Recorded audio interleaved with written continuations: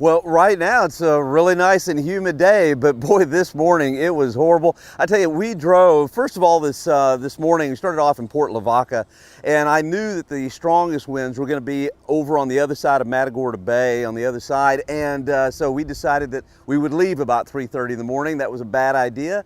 Pelican was on the bridge, and I'm like, if the Pelican can't do very well, we're not going to do very well. So we came back to Port Lavaca, and it was breezy. I mean, we had tropical storm force winds, but the real damage, as we did eventually get over to Bay City, Angleton, and Brazoria, boy, the damage was amazing. I mean, some large caliper trees fallen. There were limbs all over the highway. There was just limbs and leaves everywhere, even telephone poles down. Angleton had it really, really bad. And then we came here into Brazoria, and we were amazed at how many trees were down and how much damage was done here. So as Beryl came on shore as a Category 1 hurricane, this location right here was in the northeast quadrant, so the strongest winds came across with isolated tornadoes, and boy, it's just a mess here in Brazoria. Okay, this tree right here fell down on this gentleman's house. I'm going to bring him in. Come on in, Richard.